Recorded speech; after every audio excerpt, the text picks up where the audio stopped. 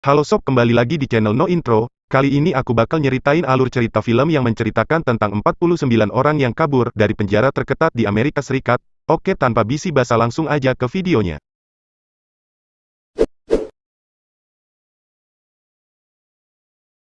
Film dimulai dengan seorang pria yang mencoba melarikan diri dari penjara di Chili melalui terowongan bawah tanah. Pada tahun 1990, banyak pengunjuk rasa ditangkap di Santiago, Chili. Saat itu, rezim militer sangat kejam, dan presiden yang memimpin Chili adalah seorang diktator.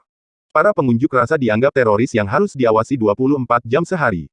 Penjara itu sangat ketat sehingga para tahanan tidak bisa melarikan diri. Tanpa sepengetahuan mereka, para pengunjuk rasa yang ditahan justru akan dijatuhi hukuman mati. Di antara para tahanan, 5 demonstran berkumpul di bawah kepala tahanan mereka bernama Vargas. Ketika sipir menentukan ruang penjara, mereka berencana untuk melarikan diri. Karena mereka tidak ingin menghabiskan sisa hidup mereka di penjara. Setelah dihitung oleh Vargas, kamar nomor 50 di lantai 2 sangat ideal untuk melarikan diri. Namun sayang, kamar nomor 50 telah diambil oleh narapidana lain, sehingga mereka terpaksa tinggal di kamar nomor 51. Selama di penjara, narapidana diberikan kebebasan untuk bersenang-senang, seperti bermain sepak bola atau menyanyi. Di waktu luang ini, Vargas dan teman-temannya menyusun rencana untuk melarikan diri. Karena Vargas adalah seorang arsitek, dia bertanggung jawab untuk merancang rute pelarian mereka. Dia tahu bahwa tidak jauh dari sana ada sebuah sungai bernama Mapocho yang dikelilingi oleh banyak pohon. Menurut Vargas, mereka harus menggali terowongan sepanjang 70 meter, yang berarti puluhan ton tanah harus diangkut ke atas terowongan. Untuk pekerjaan berat semacam ini, mereka membutuhkan bantuan banyak orang. Selain itu, ia juga merasa bingung harus membuang tanah seluas itu kemana tanpa sepengetahuan penjaga. Tanpa sepengetahuan mereka, tahanan lain bernama Bigot sedang mengawasi mereka. Dia bermaksud untuk bergabung dengan mereka dalam melaksanakan rencana mereka. Namun, ketika dia menjadi sukarelawan dengan Vargas, Vargas mengatakan mereka belum membutuhkan orang tambahan. Penolakan Vargas membuat Bigot sangat kesal, tetapi dia mengabaikannya. Mereka terus memeriksa ke ruang bawah, di mana mereka akan membuka terowongan nanti. Setelah itu, mereka juga memeriksa lantai. Vargas juga mengatakan bahwa mereka tidak dapat memecahkan lantai untuk membuat pintu masuk terowongan, jadi mereka memutuskan untuk menghancurkan dinding. Nantinya, puing-puing tembok itu akan dibuat menjadi penutup beton yang bisa dibuka dan ditutup untuk menyembunyikan pintu masuk terowongan. Kemudian tanah galian itu akan disimpan di atap ruang tahanan karena hanya ruangan itu yang bisa menampung puluhan ton tanah. Namun, masalahnya adalah mereka tidak memiliki peralatan gali yang memadai untuk membuat lubang. Kemudian seorang tahanan memberinya obeng, setelah itu Vargas mengundangnya untuk bergabung dengan misi pelarian mereka. Setelah peralatan siap, Vargas dan kawan-kawan mulai mengebor lubang di atap beton. Mereka harus melakukannya dengan diam-diam karena takut didengar oleh sipir. Kemudian mereka memanggil gitaris pria tahanan untuk bermain gitar, untuk meredam suara karya mereka. Ketika atapnya hancur, Vargas meminta teman-temannya untuk membawakan telur untuknya. Ternyata telur itu akan dicampur dengan kapur untuk membuat beton yang lebih ringan, sehingga bisa dengan mudah membuka tutup atap. Setelah itu, mereka menutupnya dengan poster. Tidak lama kemudian, sipir tiba-tiba melakukan razia. Untungnya, pekerjaan mereka sudah selesai, jadi kamar mereka dibersihkan. Ketika sipir memeriksa ruangan, dia menghapus semua poster seksi di ruangan itu. Tapi dia tidak melepas poster yang menempel di atap karena dia menyukai Maria Ozawa. Hari demi hari, mereka terus menggali dengan peralatan seadanya. Termasuk menggunakan sendok makan yang rapuh. Tanpa disadari mereka telah berada di penjara selama 34 hari. Sehingga narapidana dapat dikunjungi dan bertemu dengan keluarganya. Teman Vargas, Rafael, juga bertemu istrinya, tetapi dia tidak membawa anak-anaknya meskipun Rafael sudah merindukan mereka. Beberapa hari kemudian, Vargas dan kawan-kawan bereksperimen membuat cover beton yang lebih baik karena cover sebelumnya tidak mirip dengan aslinya. Kemudian mereka membuat kotak kayu yang diisi dengan semen. Mereka menerima berita tentang serangan sipir dadakan di tengah pekerjaan mereka. Mereka bergegas membereskan kamar mereka yang berantakan. Untungnya, ketika sipir masuk, mereka sudah selesai membersihkan kamar. Ketika situasinya jelas, Vargas dan teman-temannya menghancurkan dinding lagi dan menaikkan volume radio untuk meredam suara pekerjaan mereka. Setelah dirasa cukup lebar, mereka mencoba memasang box beton yang sudah dibuat yang ternyata ukurannya pas. Segera setelah itu, mereka mulai menggali tanah dan membawanya ke kamar mereka untuk disimpan di atap. Agar tidak dicurigai, sebisa mungkin Vargas dan kawan-kawan tetap melakukan aktivitas yang biasa dilakukan para narapidana di penjara.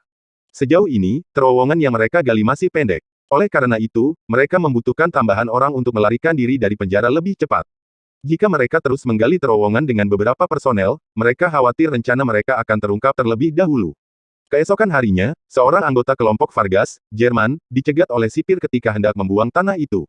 Dia diminta menunjukkan isi tasnya, yang membuatnya gugup. Untungnya, Jerman sudah mengantisipasinya, jadi hanya barang-barangnya yang akan terlihat saat dia membuka tasnya. Sipir mempercayainya dan memintanya untuk ikut dengannya. Sebelum pergi, Jerman menyerahkan tasnya ke Vargas. Saat itu, Jerman mengira dia akan dihukum oleh sipir, tetapi ternyata sipir telah menawarinya majalah dewasa. Sementara Jerman berbicara dengan sipir, teman-temannya terus membuat terowongan sambil mendengarkan radio. Secara tidak sengaja, mereka mendengar berita di radio bahwa Presiden Chili, seorang diktator, telah digulingkan. Mendengar kabar tersebut, mereka pun semakin terpacu untuk mempercepat proses penggalian. Pada hari ke-86, Vargas dan teman-temannya mengumpulkan para tahanan yang dijatuhi hukuman mati. Alih-alih mereka harus mengundurkan diri untuk menunggu kematian, Vargas menawarkan mereka untuk setidaknya mencoba melarikan diri. Namun jam kerja terpidana mati akan berbeda dengan narapidana lainnya. Narapidana yang dijatuhi hukuman mati harus rela bekerja lebih keras setiap 2 jam untuk menggali dan membuang tanah. Agar karyanya tidak dicurigai orang lain, mereka berinisiatif membuat lubang pembuangan tanah yang dihubungkan dengan atap. Meski sudah berupaya mencegah bocornya kegiatan, rupanya gerak-gerik mereka dicurigai oleh seorang napi bernama Oscar. Tiba-tiba Oscar menawarkan untuk bergabung dengan Vargas dan teman-temannya, tetapi banyak anggota kelompok yang menolaknya karena dia suka mengeluh. Oscar juga mengancam untuk memberitahu sipir tentang kegiatan mereka, memaksa mereka untuk menerima dia untuk bergabung. Ketika terowongan hampir selesai, mereka menyadari rencana ini akan sia-sia tanpa bantuan dari luar. Yang mereka butuhkan sekarang adalah menghubungi teman-teman mereka yang sesama pengunjuk rasa. Tentunya, mereka akan ingin membantu Vargas dan teman-temannya untuk melarikan diri. Pada hari ke-182, istri Rafael datang menjenguknya. Dia meminta istrinya untuk membantu mengumpulkan sekelompok Vargas dan teman-temannya. Istrinya tidak yakin bahwa usahanya akan berhasil, tetapi dia akan tetap berusaha melakukannya untuk suaminya. Pada hari ke-205, sekelompok besar penjaga datang untuk melakukan serangan besar-besaran. Vargas menyuruh orang gitaris di terowongan untuk keluar dengan cepat. Namun, dia butuh waktu lama untuk keluar dari sana karena dia harus merangkak perlahan. Sementara tahanan lain membantu sang gitaris, Rafael mengorbankan dirinya dengan memprovokasi para penjaga untuk berkelahi. Cara ini diharapkan dapat mengulur waktu sampai gitaris keluar. Akibat kejadian itu, mereka yang terlibat tawuran dijemur telanjang di bawah terik matahari. Apalagi bagi Rafael sebagai provokator, dilempar ke kamar sempit yang dijuluki hotel sebagai hukumannya. Sementara itu, istri Rafael mencoba membujuk para pengunjuk rasa untuk membantu Vargas dan teman-temannya di luar penjara. Namun sayang, mereka tidak mau membantu karena akan berisiko. Terlepas dari masalah itu, dia tidak mudah menyerah. Dia datang ke ayah Vargas, istri Jerman, dan teman lama Rafael. Untungnya, mereka semua ingin membantu Vargas dan teman-temannya melarikan diri. Pada hari ke-392, seorang tahanan pingsan di terowongan karena kekurangan oksigen. Ini biasanya terjadi ketika terowongan sangat dalam. Untuk mengatasi kendala ini, mereka merekrut tahanan lain, yaitu seorang tukang kayu. Karena mereka membutuhkan mesin pemurniannya untuk membuat saluran oksigen bawah tanah.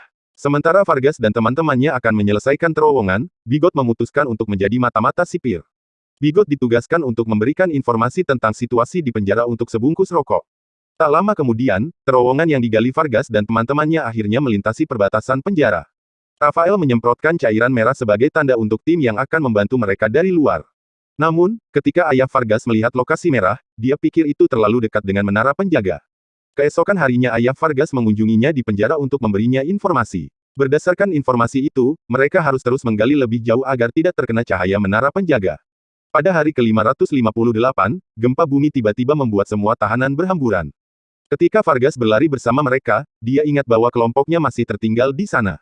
Jadi, dia memutuskan untuk segera kembali ke dalam dan mengevakuasi teman-temannya. Untungnya, tidak ada korban jiwa dalam insiden tersebut, dan lubang terowongan tidak runtuh. Namun jika diguncang gempa lagi, maka terowongan tersebut akan hancur. Sehari sebelum melarikan diri, Vargas memikirkan satu-satunya tahanan yang lumpuh. Vargas merasa kasihan padanya dan menawarkan untuk melarikan diri bersamanya. Namun tawanan itu menolak karena tidak mampu merangkak. Sebagai gantinya, dia memberitahu jika Vargas dan teman-temannya berhasil melarikan diri, dia ingin mereka menyampaikan pesannya kepada keluarganya sebelum dia dijatuhi hukuman mati. Sementara para tahanan sedang menonton televisi bersama, Vargas mengambil kesempatan untuk melancarkan aksinya. Mereka meninggalkan ruangan satu persatu untuk menghindari kecurigaan sipir. Namun, Bigot menyadari bahwa mereka telah meninggalkan ruang televisi.